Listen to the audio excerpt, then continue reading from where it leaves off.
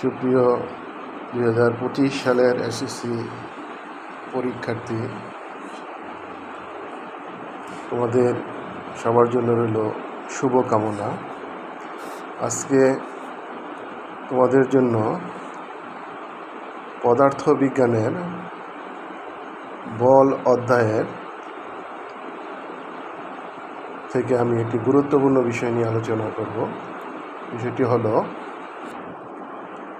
দুটি বস্তু যদি পরস্পর সংঘর্ষ হয়, এই সংঘর্ষের পরে বস্তুটির শেষ বেগ নির্ণয় করতে যে সূত্র, এই সূত্রের প্রমাণ আমি দেখাবো। এই সূত্রটি হলো, আমরা জানি দুটি বস্তু পরস্পর সংঘর্ষ হলে প্রথম বস্তুর শেষ বেগ v1 = m1 - m2 into u1 plus 2m2 u2 by m1 plus m2। এবং দ্বিতীয় বস্তুর শেষ বেগ v2 = m2 minus m1 into u2 plus 2m2 u1 by m1 plus m2। এই দুটি সূত্রের প্রমাণ নিয়ে আমি আজকে আলোচনা করব।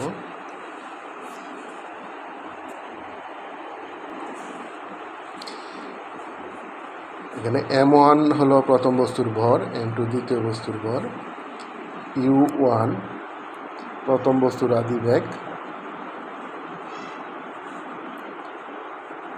v2 হলো দ্বিতীয় বস্তুর শেষ বেগ, u2 দ্বিতীয় বস্তুর আদিবেগ। এখন এই যে দুটি সূত্র, এই দুটি সূত্রের প্রমাণ আমরা ভরবেগের সংরক্ষণশীলতার সূত্র এবং শক্তির নিত্যতার সূত্র থেকে প্রমাণ করব।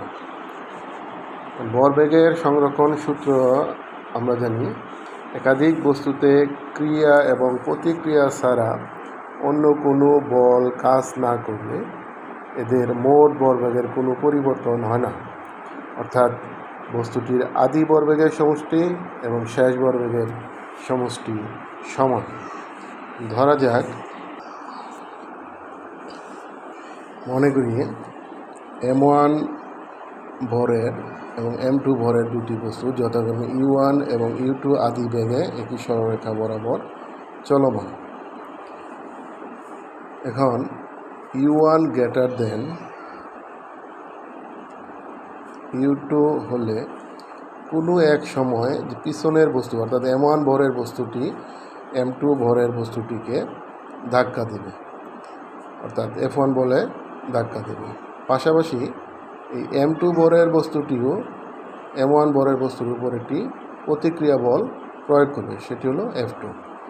তো নিউটনের তৃতীয় সূত্র অনুযায়ী আমরা জানি, ক্রিয়া প্রতিক্রিয়া পরস্পর সমান এবং বিপরীতমুখী। কোনো বস্তুর উপর যখন বল প্রয়োগ হয় তখন বস্তুটির বেগের পরিবর্তন হয়। সংঘর্ষের পূর্বে বস্তু দুটি u1 এবং u2 আদি বেগে চলমান। সংঘর্ষের সময় বস্তুটি পরস্পরের উপর যে বল প্রয়োগ করছে এবং এই বল প্রয়োগের ফলে বস্তুটির বেগের পরিবর্তন হয়। এই বেগের পরিবর্তন হলে m1 ভরের বস্তুটি v1 বেগ এবং m2 ভরের বস্তুটি v2 বেগ প্রাপ্ত হয়। তো ভরবেগের সংরক্ষণ সূত্র অনুযায়ী আমরা জানি, প্রথমে বস্তুটির সংঘর্ষের পূর্বে আদি ভরবেগের সমষ্টি, প্রথম বস্তুটি অর্থাৎ m1 বস্তুটির আদি ভরবেগ m1 u1 এবং দ্বিতীয় বস্তুটির আদি ভরবেগ m2 u2। দুটি বস্তুর আদি ভরবেগের সমষ্টি হলো m1 u1 plus m2 u2। সংঘর্ষের পরে অর্থাৎ বস্তু দুটি যখন v1 এবং v2 বেগ প্রাপ্ত হয় তখন তাদের শেষ ভরবেগের সমষ্টি হলো m1 v1 plus m2 v2। ভরবেগের সংরক্ষণ সূত্র অনুযায়ী বস্তু দুটির আদি ভরবেগের সমষ্টি এবং শেষ ভরবেগের সমষ্টি সমান, এটি আমরা জানি। তাহলে ভরবেগের সংরক্ষণশীলতার সূত্র অনুসারে আমরা জানি m1u1 plus m2u2 equal m1v1 plus m2v2। আবার শক্তির সংরক্ষণশীলতার সূত্র অনুযায়ী আমরা জানি শক্তির সংরক্ষণশীলতার সূত্রটি হলো শক্তি সৃষ্টি করা যায় না ও ধ্বংস করা যায় না। বস্তুটির এই শক্তির সংরক্ষণশীলতা সূত্র অনুযায়ী বস্তুটির সংঘর্ষের পূর্বে মোট শক্তি এবং সংঘর্ষের পরে মোট শক্তি ধ্রুবক থাকে, অর্থাৎ মোট শক্তির বস্তু দুটিতে মোট শক্তির কোনো পরিবর্তন হবে না। সেই অনুযায়ী আমরা লিখতে পারি সংঘর্ষের পূর্বে প্রথম বস্তুতে মোট শক্তির পরিমাণ আমরা জানি হাফ m1u1 স্কোয়ার, দ্বিতীয় বস্তুতে মোট শক্তির পরিমাণ হাফ m2u2 স্কোয়ার। সংঘর্ষের পূর্বে বস্তু দুটির মধ্যে মোট শক্তি অর্থাৎ শক্তির সমষ্টি half m1u1 square plus half m2u2 square. সংঘর্ষের পরে বস্তু দুটির মোট শক্তির পরিমাণ একই হবে, তা সমান হবে। সেই অনুযায়ী আমরা লিখতে পারি সংঘর্ষের পরে প্রথম বস্তুটির অর্থাৎ m1 ভরের বস্তুটির মোট শক্তির পরিমাণ m1v1 square plus half m2v2 square. অর্থাৎ সংঘর্ষের পূর্বে বস্তু দুটির মোট শক্তির পরিমাণ এবং সংঘর্ষের পরে বস্তু দুটিতে মোট শক্তির পরিমাণ সমান। এটি হলো শক্তির সংরক্ষণশীলতা সূত্র বা নীতি। এখন ভরবেগের সংরক্ষণশীলতার সূত্র এবং শক্তির সংরক্ষণশীলতার সূত্র দুটি সমাধান করে আমরা প্রমাণ করব v1 equal to m1 minus m2 into u1 plus 2m2u2 divided by m1 plus m2, v2 equal to v2 equal to m2 minus m1 into u2 plus 2m2u1 divided by m1 plus m2। এখন এই সূত্র দুটি আমরা প্রমাণ করব। তো ভরবেগের সংরক্ষণশীলতার সূত্র থেকে আমরা পাই, এখন ভরবেগের সংরক্ষণশীলতার সূত্র হতে আমরা পাই, এটি যদি আমরা সমাধান করি তাহলে কি পাই, m1u1 plus m2u2 equal m1v1 plus m2v2 বা m1u1 minus m1v1 equal m2v2 minus m2u2 বা এখানে যদি আমরা m1 কমন নেই তাহলে পাইতেছি u1 minus v1 equal two, এই পাশ থেকে যদি m2 কমন নেই তাহলে পাইতেছি পাওয়া যাচ্ছে v2 মাইনাস u2। এটা যদি আমরা একটা সমীকরণ দিই তাহলে এটাকে আমরা দিতে পারি ইকুয়েশন নং 1। অর্থাৎ ভরবেগের সংরক্ষণশীলতার সূত্রটি আমরা সমাধান করে m1গুলো এক পক্ষে এবং m2গুলো অপর পক্ষে ডান পক্ষে রেখে সমাধান করে আমরা যে মানটা পাই সেটি হলো m1 into u1 minus v1 equal m2 into v2 minus u2। এটি আমরা ভরবেগের সংরক্ষণশীলতার সূত্র সমাধান করে পাই। ঠিক একইভাবে আমরা শক্তির সংরক্ষণশীলতা সূত্রটি যদি সমাধান করি তাহলে কি পাই সেটি এখন দেখব। শক্তির সংরক্ষণশীলতার সূত্রটি যদি সমাধান করি তাহলে আমরা পাই half m1 u1 square plus half m2 u2 square equal half m1 v1 square plus half m2 v2 square. উভয় পক্ষকে আমরা হাফ দিয়ে যদি ভাগ করি, অর্থাৎ হাফ এই পাশ এবং এই পাশ থেকে কমন নিয়ে যদি উভয় পক্ষ থেকে আমরা হাফ বাদ দিই তাহলে পাচ্ছি আমরা m1 u1 square plus m2 u2 square equal m1 v1 square plus m2 v2 square. অর্থাৎ উভয় পক্ষে আমরা হাফ দ্বারা ভাগ করে পাই। প্রথমে এই হাফ কমন নিলাম, কমন নিলে m1 u1 square plus m2 u2 square. একইভাবে এই পাশ থেকে যদি হাফ কমন নিই তাহলে আমরা পাচ্ছি m1 v1 square plus m2 v2 square. উভয় পক্ষ থেকে হাফ হাফ ক্যান্সেল হয়, তাহলে আমরা পাই m1 u1 square plus m2 u2 square equal m1 v1 square plus m2 v2 square. এখন পক্ষান্তর করলে পাওয়া যাচ্ছে m1 u1 square minus m1 v1 square equal m2 v2 square minus m2 u2 square.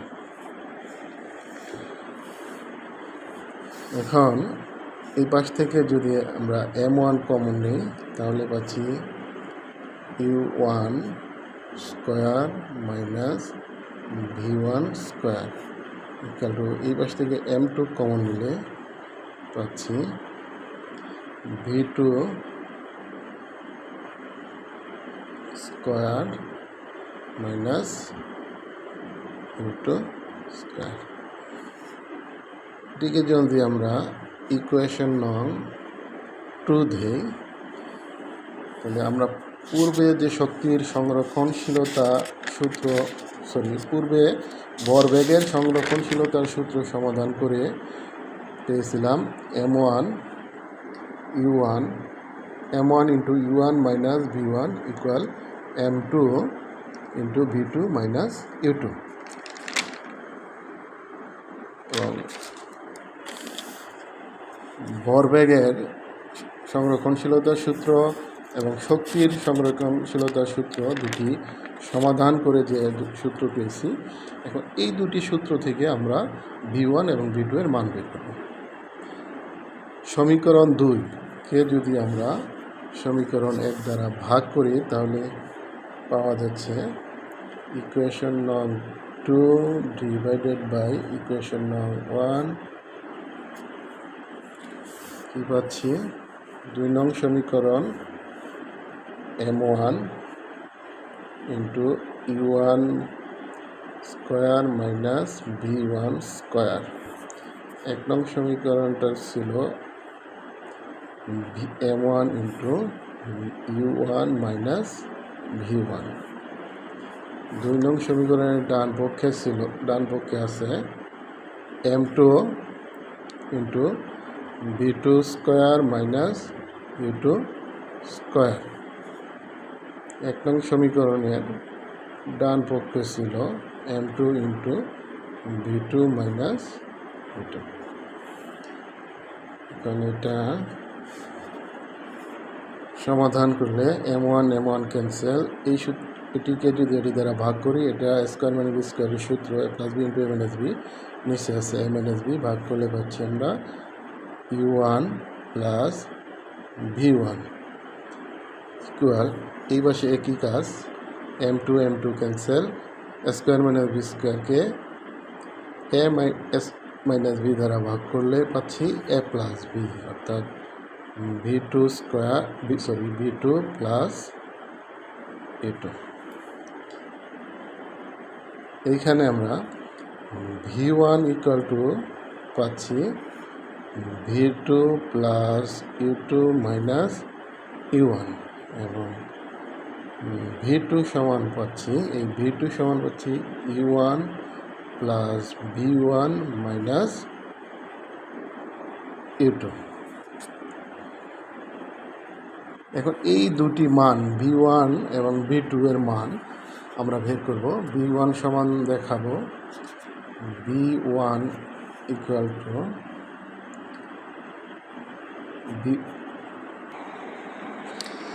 এখন আমার মূল কাজ প্রমাণ করা হলো V1 equal to M1 minus M2 into U1 plus 2M2 U2 divided by M1 plus M2।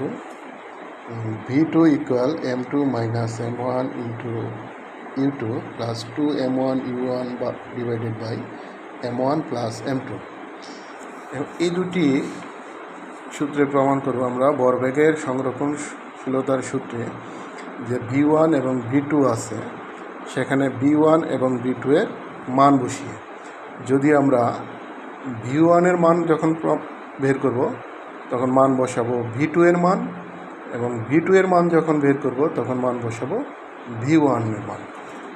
অর্থাৎ আমরা ভরবেগের সংরক্ষণশীলতার সূত্র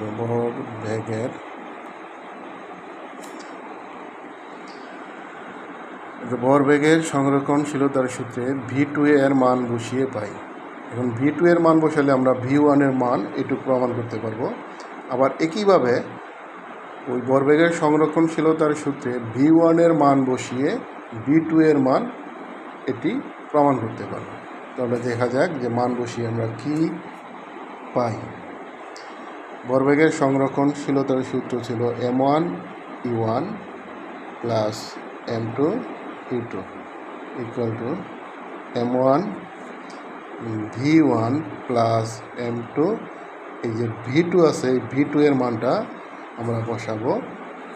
V2 এর মান এটি অর্থাৎ U1 plus V1 minus U2।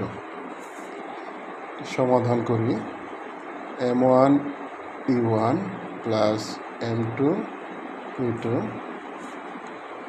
M1 V1 plus M2 U1 plus M2 V1 minus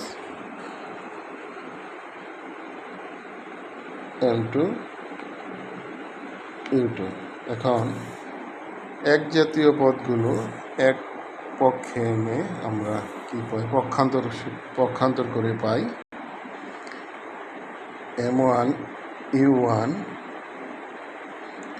plus M2 U2 equal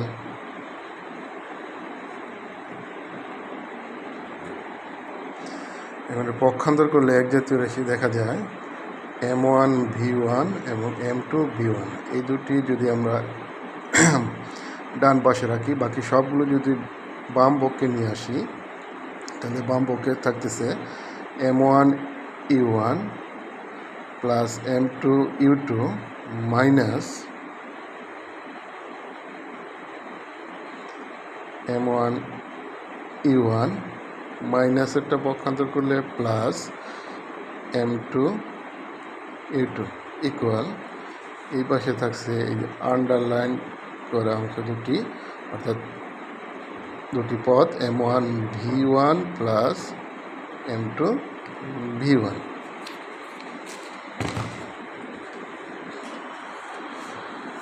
তারপরে দেখা যাচ্ছে পরে সমাধান করে M1 U1 minus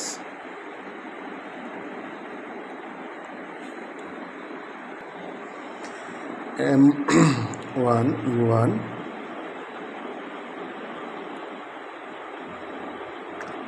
minus M2 U1 plus এখানে আছে M1 U1 minus M2 U1 plus M2 U2 এখানেও plus M two U two, অর্থাৎ M two U two M two U two, two M two U two, two M two U two equal, এখান থেকে V1 common নিলে পাচ্ছি আমরা M1 plus M2, বা যদি এখান থেকে শুধু V1 এর মান আমরা বের করি, পরবর্তী স্টেপে করি, এখানে এই দুটি থেকে কমন নেই, U1 কমন নিলে আসছে M1 minus M2 plus 2M2 U2, V1 into M1 plus M2, V1 equal to M1 M2 পক্ষান্তর করলে গুণ আকারে আছে ডান পক্ষে, বাম পক্ষে চলে আসলে ভাগ, আর বাম পক্ষে আছে U1 into M1 minus M2 plus 2M2 U2, V1 এর মান বের করলাম। ঠিক একইভাবে আমরা V2 এর মান বের করব। ভরবেগের সংরক্ষণশীলতার সূত্রে V1 এর মান, ভরবেগের সংরক্ষণশীলতার সূত্রে V2 এর মান বের করতে হলে, অর্থাৎ V2 equal to M2 minus M1 into U2 plus 2M1 U1 divided by M1 plus M2, এটি প্রমাণ করতে হলে ভরবেগের সংরক্ষণশীলতার সূত্রে, অর্থাৎ এই সূত্রে আমরা এখানে V1 এর মান পুট করব। তাহলে আমরা কি পাচ্ছি, আবার ভরবেগের সংরক্ষণশীলতার সূত্রে V1 এর মান বসিয়ে পাই M1 U1 plus M2 U2 equal M1 V1। এই V1 এর মান হলো V2 plus U2 minus U1 plus M2 U2। ভরবেগের সংরক্ষণশীলতার সূত্রে এই মানটা ছিল M2